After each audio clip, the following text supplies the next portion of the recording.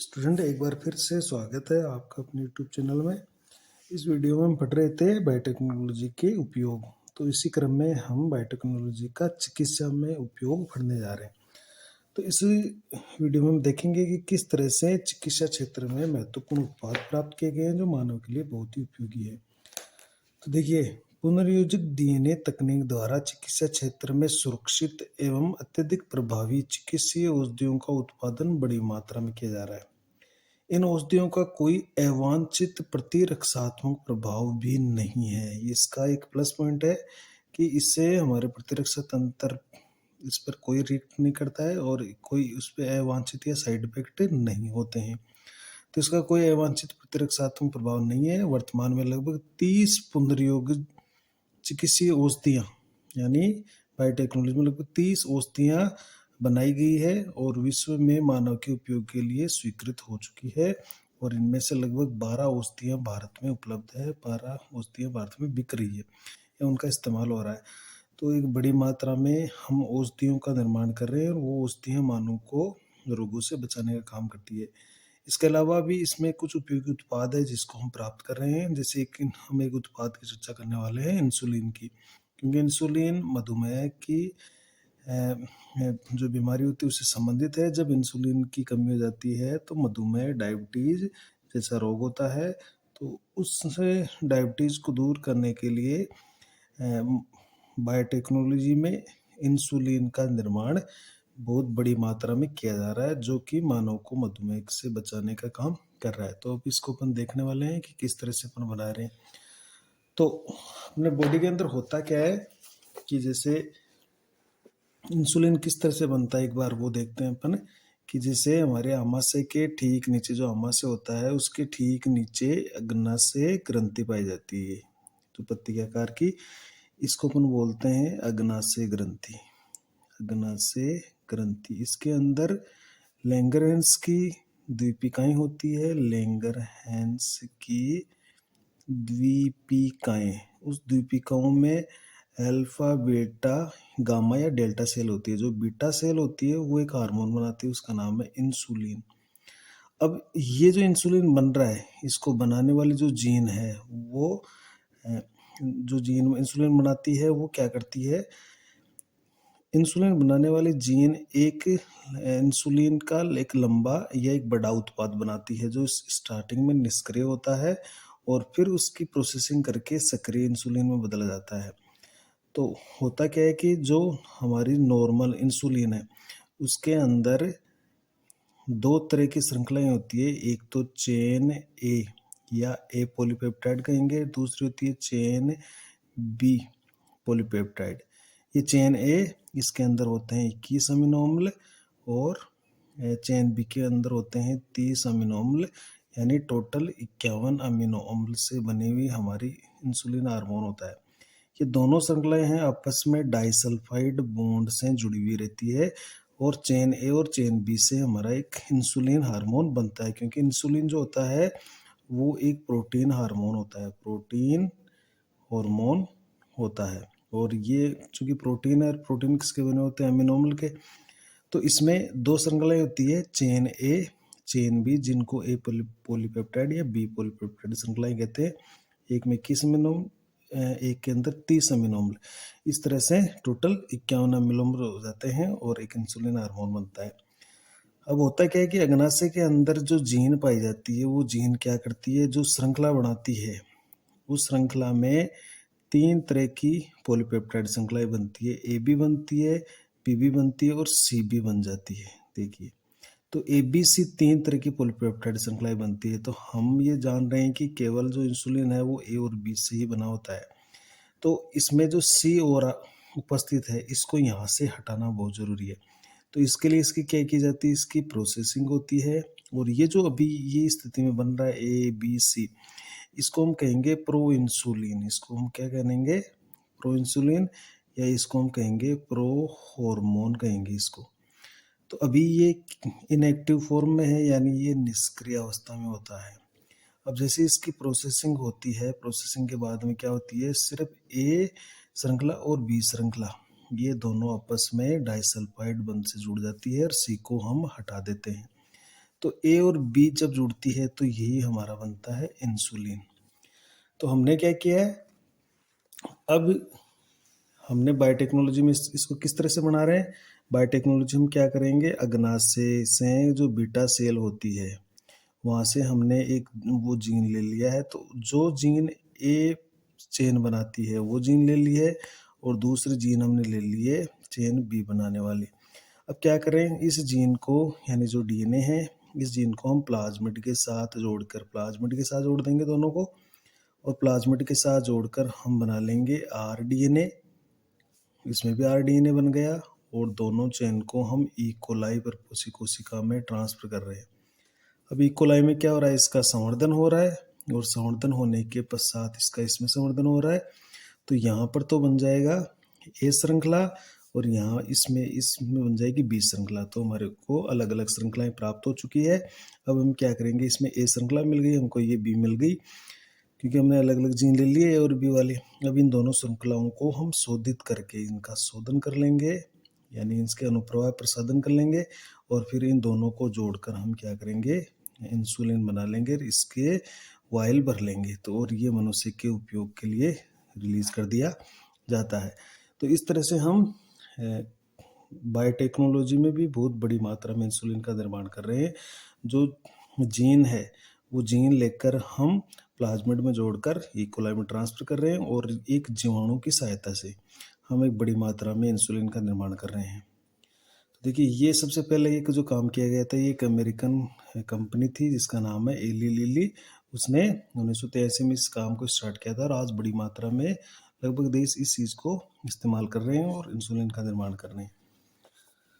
देखिए, आनुवांशिक निर्मित इंसुलिन यानी अपने नॉर्मल जो अपने शरीर में इंसुलिन बनता है वो किस तरह से बनता है, किस तरह से काम करता है। देखिए, इंसुलिन एक प्रोटीन हार्मोन है जो अग्नाशय ग्रंथि से बनता है। जैसे आपको बताया, अग्नाशय ग्रंथि में लैंग्रेंस की द्वीपिकाएं होती है, उसमें बीटा सेल द्वारा ही बनेगा।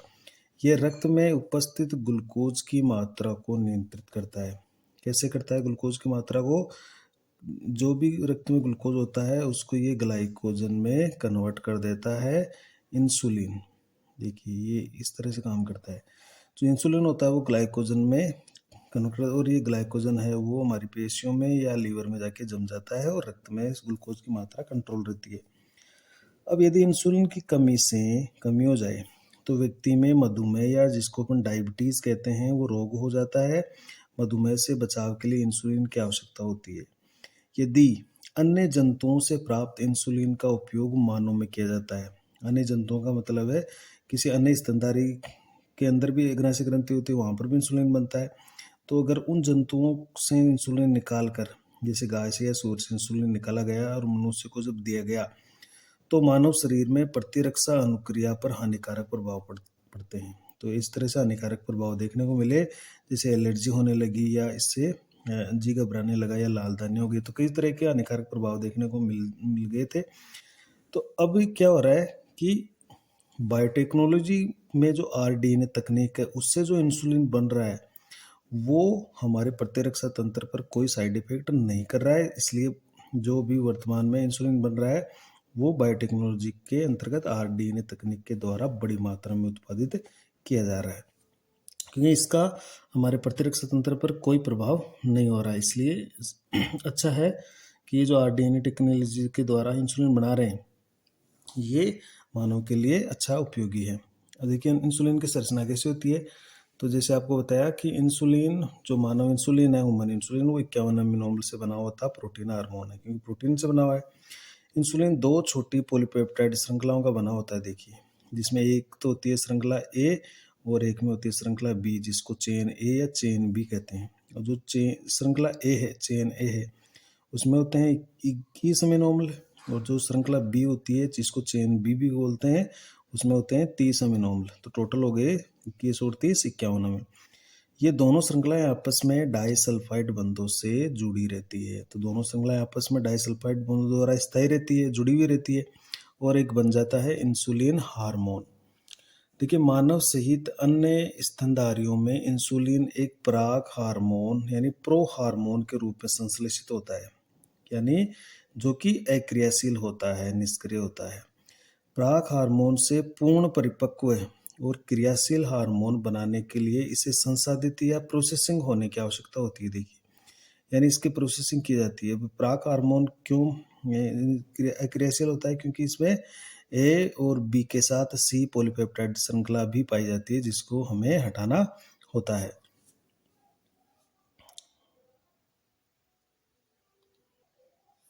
अब देखिए, जो प्रो इंसुलिन है, इंसुलिन के प्राक जो हार्मोन है, यानी जो फर्स्ट टाइम इंसुलिन बनता है, उसमें ए पेप्टाइड श्रृंखला व बी पेप्टाइड श्रृंखला के अतिरिक्त सी पेप्टाइड श्रृंखला भी पाई जाती है। यानी जो प्रो हार्मोन है या प्रो इंसुलिन है, उसमें चेन ए बी है, चेन बी भी है, इसको यहाँ लिखेंगे अपन चेन बी, और सी पेप्टाइड या इसको यहाँ पर हम लिख सकते हैं चेन सी। तो chain A, chain B, chain C पाई जाती है। अभी ये जो चेन सी है, ये जब जुड़ी रहती है तो ये क्रियाशील होता है, निष्क्रिय होता है, इसको हम प्रो इंसुलिन या प्रो हार्मोन कहेंगे। अब हम क्या करेंगे, सी को यहाँ से हटाएंगे और सिर्फ इन दोनों को जोड़ेंगे। तो सी पेप्टाइड परिपक्व इंसुलिन में नहीं होता है। देखिए, अतः प्रो इंसुलिन से परिपक्व इंसुलिन बनने के दौरान सी पेप्टाइड, जिसको हम क्या बोल रहे हैं, चेन सी, अलग हो जाता है। यानी परिपक्व इंसुलिन में बसती है चेन ए और चेन बी। तो परिपक्व इंसुलिन में तो होता है चेन ए और चेन बी, और जो फर्स्ट टाइम बनता है स्टार्टिंग में, वो होता है प्रो इंसुलिन या प्रो हार्मोन। उसमें ए बी के साथ सी भी होती है, सी को प्रोसेसिंग के द्वारा हटा दिया जाता है। जैसे मान लीजिए ये एक प्रोटीन श्रृंखला है जो कि इंसुलिन बनाने वाली जीन से द्वारा स्रावित हुई है, या प्रोटीन बना है। तो देखिए, इसके अंदर ये हमने नीले रंग के अंदर दिखा रखी है चेन ए है, और ये हमने ग्रीन कलर में दिखा रखी है ये चेन बी है, और इसके बीच में जुड़ी हुई है चेन सी। ये सी पेप्टाइड है जिसको चेन सी बोल रहे हैं। ये एक पराग हार्मोन है, यानी प्रो इंसुलिन है। ये क्या है? प्रो इंसुलिन है ये। अभी ये निष्क्रिय है। ये क्या होता है? अक्रियाशील होता है, कोई क्रिया नहीं करता है। अब क्या होती है? इसकी प्रोसेसिंग होती है। क्या होती है? प्रोसेसिंग। प्रोसेसिंग होती है इसकी। और प्रोसेसिंग होने के बाद में क्या होता है, यहाँ से जो रेड कलर में अपने सी पेप्टाइड दिखा रखा है, इसको हम हटा देंगे। तो देखिए, ये तो हो गई चेन ए और चेन बी, इसको हमने दोनों को जोड़ दिया है और हमने सी को अलग कर दिया है। तो ये दोनों जब श्रृंखलाएं जुड़ जाती है ए और बी, इसके अंदर ए चेन ए के अंदर तो कितने अमीनो अम्ल है? इसके अंदर तो 21 अमीनो अम्ल है, और इसके अंदर है 30 अमीनो अम्ल, और इस तरह से टोटल 51 अमीनो अम्ल से बनी हुई दोनों श्रृंखलाएं इंसुलिन का निर्माण करती है। और ये जो इंसुलिन होता है, ये सक्रिय होता है, ये ग्लूकोज पर काम करता है, उसको ग्लाइकोजन में बदलने लग जाता है। तो इस तरह से हमने क्या किया है, एक प्राक इंसुलिन से हमने परिपक्व इंसुलिन बना लिए, और एक क्रियाशील इंसुलिन से हमने सक्रिय या क्रियाशील इंसुलिन बना ली है। तो ये एक इसका डायग्रामेटिक चित्रण है। देखिए, प्राक इंसुलिन से सी पेप्टाइड्स के अलग होने के बाद परिपक्व इंसुलिन का बनना। तो इस तरह से हमारे इस बॉडी के अंदर अग्नाशय ग्रंथि में इंसुलिन बनती है। तो स्टार्टिंग में ये प्रो इंसुलिन के रूप में बनती है, फिर प्रोसेसिंग के द्वारा ये परिपक्व इंसुलिन में बदल जाती है। इसमें केवल ए और बी पॉलीपेप्टाइड श्रृंखला होती है। अब हम देखिए आरडीएनए टेक्नोलॉजी में इसका निर्माण कैसे कर रहे हैं। अब देखिए, आरडीएनए टेक्नोलॉजी की सहायता से हम इंसुलिन का उत्पादन कैसे करेंगे, तो इसको भी हमने लिख रखा है। देखिए, वर्तमान में आरडीएनए तकनीक की सहायता से इंसुलिन को परिपक्व रूप में तैयार किया जा रहा है। सीधा ही परिपक्व रूप में तैयार कर रहे हैं, क्योंकि इसमें हम सी पेप्टाइड श्रृंखला बनाएंगे नहीं, क्योंकि वो हम जीन ही नहीं लेंगे, केवल जीन लेंगे यहाँ पर ए श्रृंखला बनाने वाली और बी श्रृंखला बनाने वाली, और फिर दोनों को एक जगह डाइसल्फाइड बॉन्ड से जोड़कर हम इंसुलिन बनाने वाले हैं। तो देखिए, 1983 में एक एली लिली नामक अमेरिकी कंपनी ने इंसुलिन की चेन ए और चेन बी को कोडित करने वाले डीएनए अनुक्रमों का संश्लेषण किया।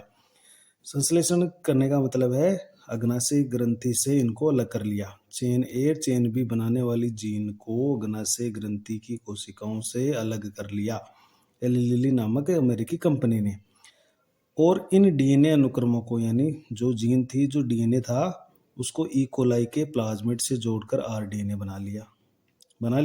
अब इस आरडीएनए को प्रपोषी कोशिका, जिस जो ई कोलाई है, याद रखिए, ई कोलाई में स्थानांतरित करके इंसुलिन की चेन ए और चेन बी का उत्पादन किया।